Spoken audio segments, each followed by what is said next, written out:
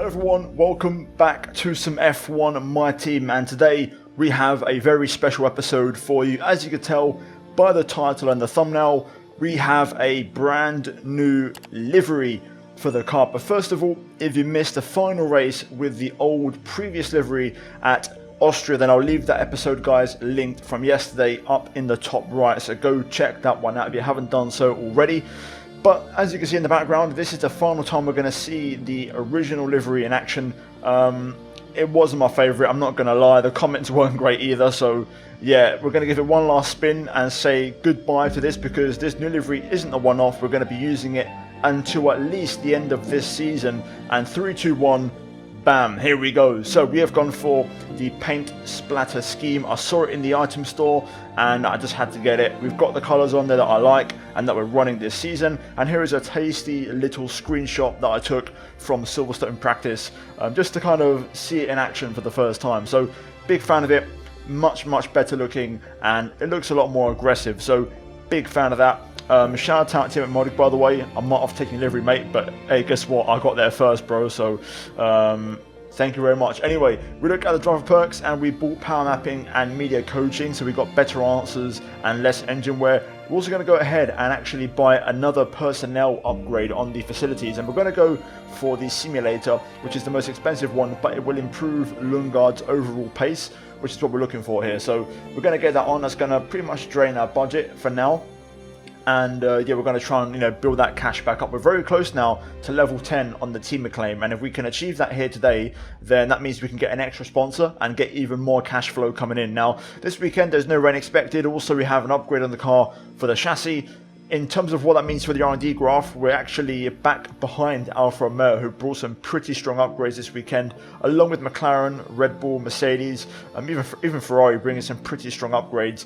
We do have 3 upgrades on the way, so hopefully those will help us improve quite a bit, but only one of them is purely performance related, and that is the aerodynamic one. So yeah, we'll try and work, but practice got underway and it got off to the worst possible start. I can't lie, we debuted the new livery and we stacked it straight away, so not ideal. We then went back to the pits, got some fresh parts, fresh tyres on, went out again and just modified the setup a little bit and went about doing my practice programs, and we get to see the livery in action for the first time. Now I will admit, with this livery we might change it, so because there's a lot of flexibility with the design from race to race, I might actually, just for the fun of it, experiment with the colours. So some races there might be a bit more red, some races a bit more blue, and we'll just kind of have a bit of fun with it. There's also different textures, so there's some matte paint on there, there's some gloss paint as well. So I think we can have a lot of fun with this livery, and we can kind of tweak it for fun until the end of the season. So big fan of it, and I'm looking forward to seeing what we can do with it. But after practice, you can see we scored a decent chunk of R&D points, taking our total over 2,000, and we also got our usual discounts applied to various parts as well, which is great. So so far, besides the little spin and the crash against the wall, the weekend is off to a great start. New livery and upgrades on the car, and just in general good positivity and things to look forward to. Now we move into qualifying 1, and as you guys know, if you have some experience with F1 games or you know about last year, this track was the AI's strongest circuit of the entire games. So we are on 110 AI, and that's part of the challenge. So we're going to see here today if we can actually match up. Have the AI been improved? Are things going to change around this track? Now in Q1 we actually was on our first lap, which actually wasn't that bad, but then through the S section I just got a really big chunk of understeer from nowhere and I picked up an invalidation. So I ran wide onto the grass. I didn't actually go faster, but it was off track, off limits, and therefore the lap got invalidated. Second time around though, we went out on a fresh set. This time I managed to get the car nicely under control and we kept it within the white lines. Currently just a fraction up on Mazepin in P18 as we make our way into sector 3. Down to 6th gear, trying to get a bit of inside apex to improve the rotation of the car, and now into the final chicane. Down to 3rd, important here to kind of sacrifice the left to open the right and really use that exit curb, lean on it to get that traction down as we run across the line. And we go P16 for now, and that is safe at this moment in time. However, by the time we got around to our final lap, we need to improve. I checked the lap times, we were 6/10 off Raikkonen and only marginally up on Giovinazzi, so we need this lap. So let's go for a full lap of Silverstone.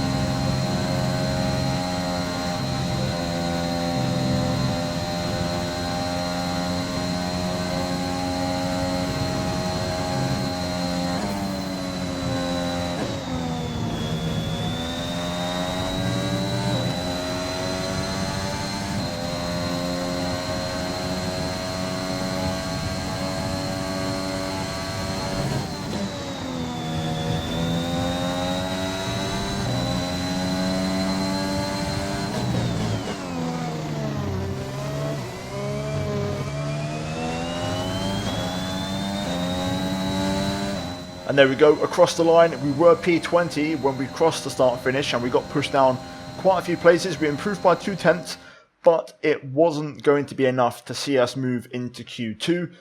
It's a bit of a shame, but I kind of expected it. In many ways, actually, it actually exceeded expectations. I didn't think I'd get P17. The AI do seem to be still very strong around here, and there was a massive gap between Ocon and Giovinazzi. At best, I could have got P16. I think that would have been P16 for Q2 as well. So there wasn't much more in it. And the qualifying lap itself actually felt great. It was a 10 out of 10 lap. Just like in Canada a couple of races ago, I was really happy with that one. But unfortunately, it is yet another Q1 knockout. Either way, we're now going to move into the race and see if we can turn this around in front of a home crowd. We return once again then to the home of British motorsport and the birthplace of the Formula One World Championship. It's race day here at Silverstone, and it's time for the British Grand Prix. The 3.6-mile long Silverstone circuit is one of the longest of the season, with 18 corners in the current layout. With average lap speeds reaching around 145 miles per hour, it's also one of the quickest tracks of the year. Watch out for cars taking the right-handers of Abbey and Copse flat out. Also here, of course, is Anthony Davidson. Let's start with Aston Martin. What do you make of their performance so far this season? Well, the atmosphere within that team seems very positive at the moment. Everyone seems like they're in great spirits and having a lot of fun doing what they do, and that's definitely contributed to the performances we've seen.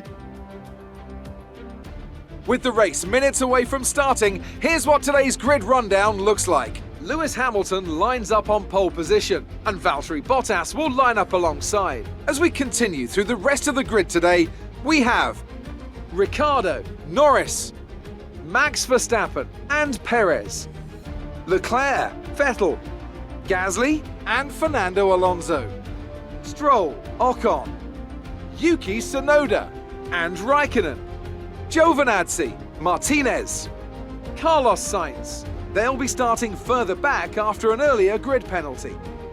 And Christian Lundgaard, Mazepin, Mick Schumacher, Russell and Nicholas Latifi. And with preparations now, after qualifying, complete, we gained one place on the grid due to a grid penalty. So good news already on Sunday as we start off from P16. So the points are a little bit further ahead, a little bit far away, but I'm going to try my best to see if I can get myself and the rest of the car into those points. Now, for the strategy today, the soft tyres are going to be the ones that we start on, because around here, I've tried it in the past. Maybe this game is a bit different, but I'm going to go off past experience, and starting on softs is better than starting on mediums, because on mediums you tend to struggle with the pace and to keep up, especially because the tyre wear is really low around here. So we're going to start on softs, try and be aggressive, gain a few places on the first lap, and then try and use the medium kind of pit stop phase to try and do something on strategy and catch people out. So let's see what happens. A very simple one stop here today. Fuel wise, I'm going to run 0.1, so pretty much 26 laps of fuel, just like the race, and I'm looking forward to it. It's in front of the home fans and I want to deliver. So let's jump into it and let's leave nothing on the table as we go flat out for some points at Silverstone. Right, let's see if I can get a good start in my home Grand Prix. 5 red lights, and it's lights out and away we go. And it's a good start, very good. We get Giovinazzi straight off the line. We've got Sainz to our left, going 3 wide here. I'm going to have to try and fight my corner. Let's see if I can keep Sainz behind. Up the inside of Yuki Tsunoda into turn 3. We've got Stroll and Raikkonen side by side here through 4. Got to be careful. Side by side with Tsunoda, but we managed to make it stick. Using a bit of ERS here, we're going to force some defensive. So we're trying to fight back on the inside, and to be fair, he's done it. Now Sainz is coming through. I'm just struggling for a bit of front grip already. I can feel I've got a bit of understeer. Sainz is going to get it around the outside here. I'm going to have to relinquish that position, I think. Into Copse we go. Big lift and a bit of braking there just to try and make the corner. Lundgaard having a look. I'm going to go aggressive on the apex there to avoid him having any ideas, but not a good start. P16, we haven't really made any progress, which is a bit of a shame.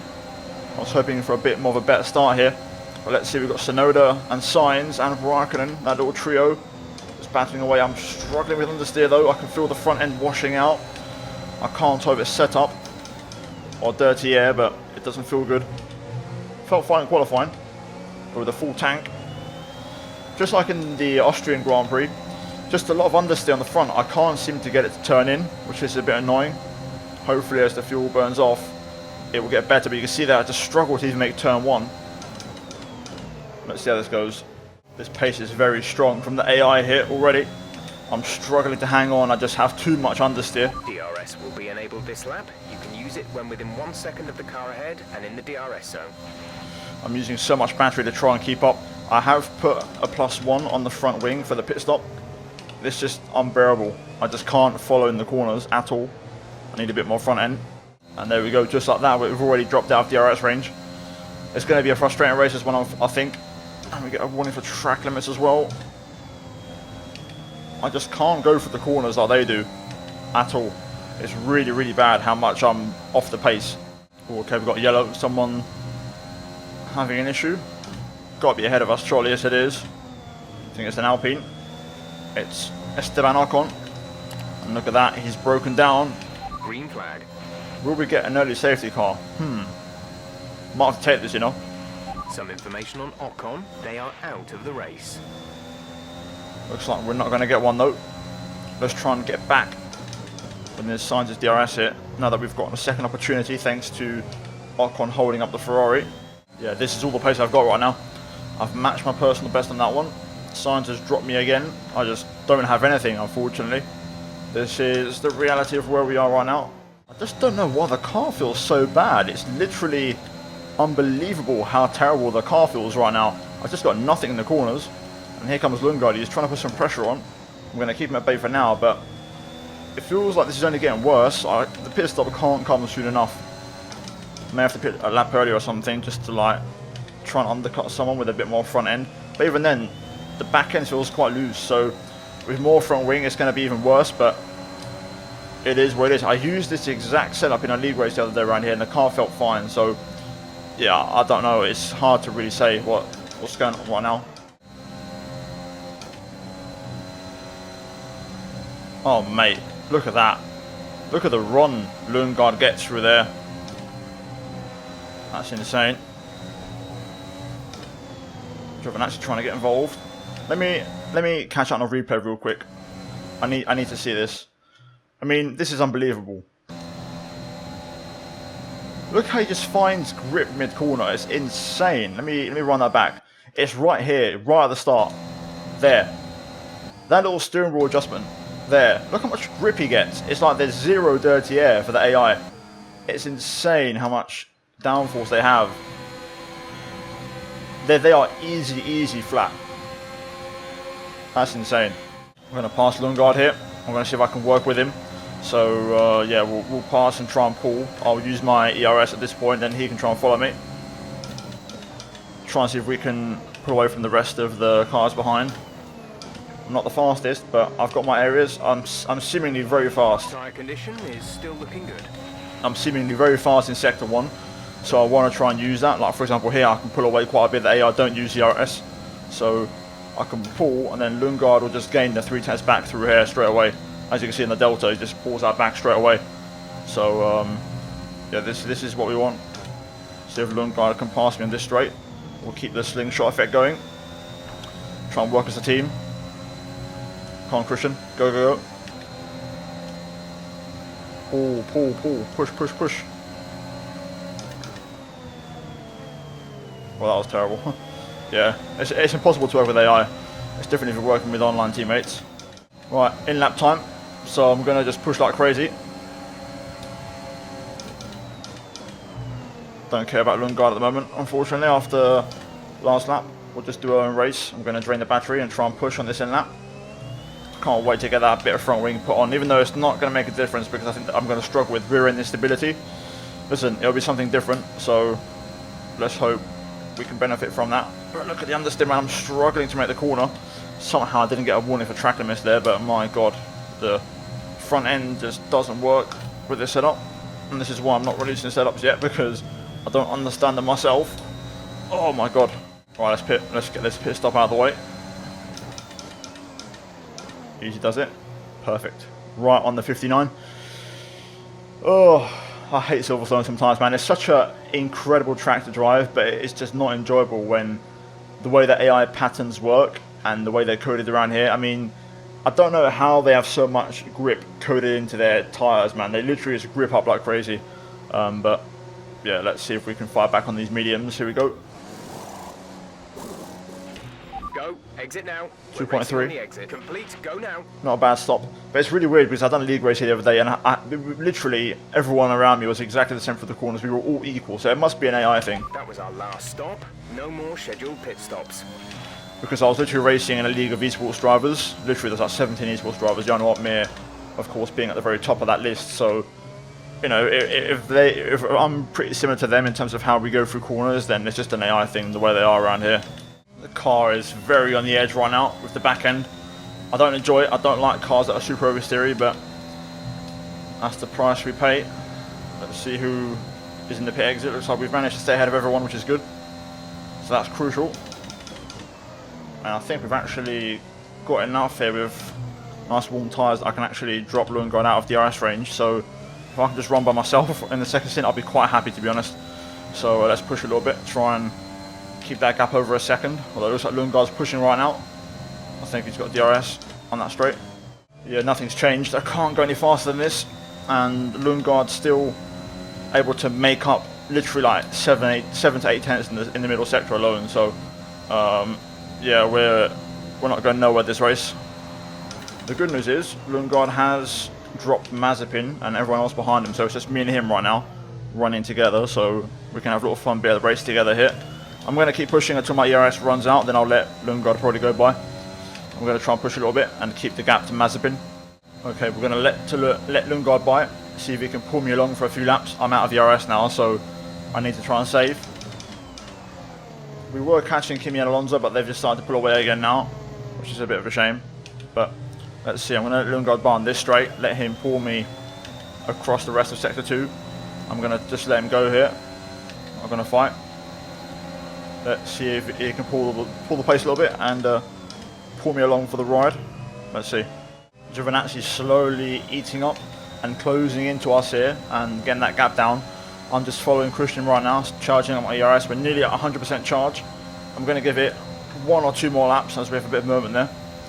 1 or 2 more laps, and then I'm going to try and pull the pin and see if I can drop him. So just want to wait for the opportunity, and then I'll just drain my entire battery trying to pull away. Oh, that's not ideal. Not ideal. Perez in the pit lane for Red Bull on a 2-stop by the looks of it. Just Perez pitting though for 2 stops. That's interesting. Right, I think it's time to pass Lundgaard. I'm going to wait until the hangar straight. Alright, let's see if we can line up the pass here. Going to try and get as close as possible as we go through the S's. So difficult though to just stay close. Oh no, typical. The timing on that is unbelievable. How is my DRS just going to fly in? That is insane. Oh, never mind. Gonna have to do it the old-fashioned way or wait a couple more laps, see if it comes back to us. But this might just mean we don't get past Lundgaard now. Unless we send it here. Nope, I just can't get the traction, man. AI are too strong around here. That exit let me down there. But do I try and pass Lundgaard here? I'm draining my battery. I just can't get close enough. I need DRS, man. Where has it gone when I needed it the most? Oh yes, DRS is back. Let's just go for it. I'm not going to waste any time. I'm waiting for Lundgaard and the AI to pick up the pace and pull the pin, so I'm not leaving anything to chance. So we're going to go for this move now and get it done early. Into Luffield, force him out wide. Oh no, Lundgaard, mate. Wow. Disaster.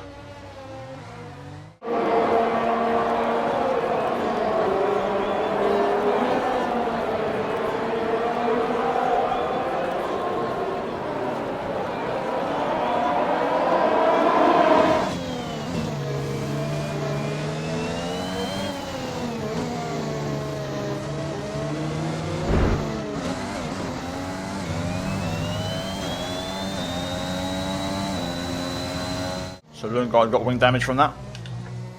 What a disaster. It was going so well for both of us to have a decent finish, but I have to watch that back.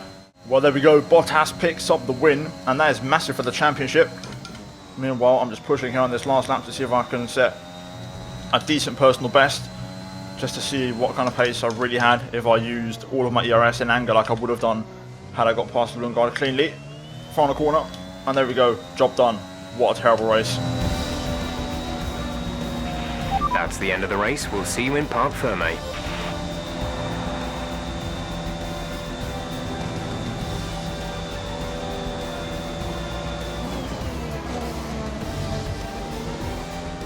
Well, they've done a brilliant job, I must say, under some intense pressure to take a well-earned victory here at the British Grand Prix.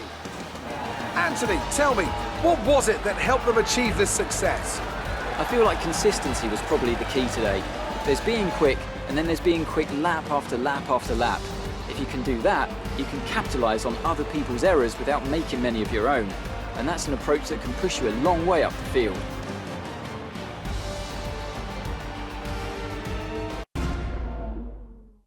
Mercedes are on top form once again after an excellent race weekend. It's great to see them up on that podium once again.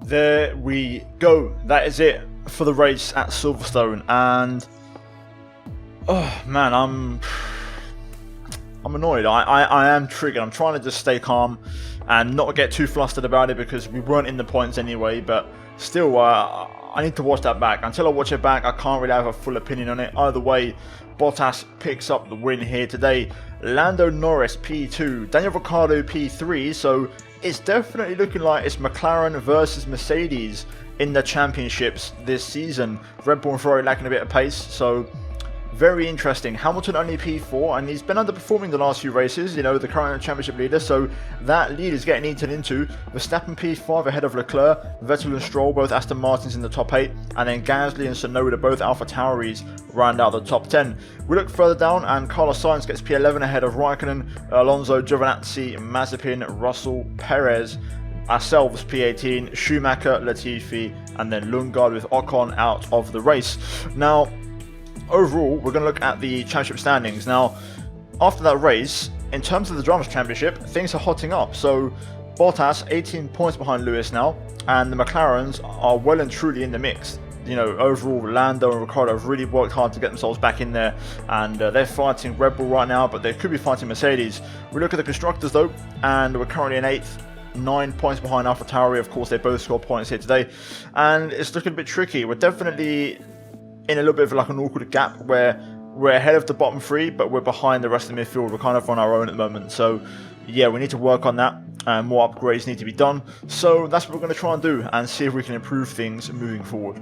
Well, after that race, obviously after that, you know, we're going to lose out on the rivalry. So Tsunoda picks up the win by 5 points. There is one race remaining, but technically that was the last race. I don't know why it's a bit weird the way it works, but basically, yeah, game over for us. In terms of acclaim, Lundgaard actually drops back down from 8 to 7. I'm guessing that's because he was responsible for the crash.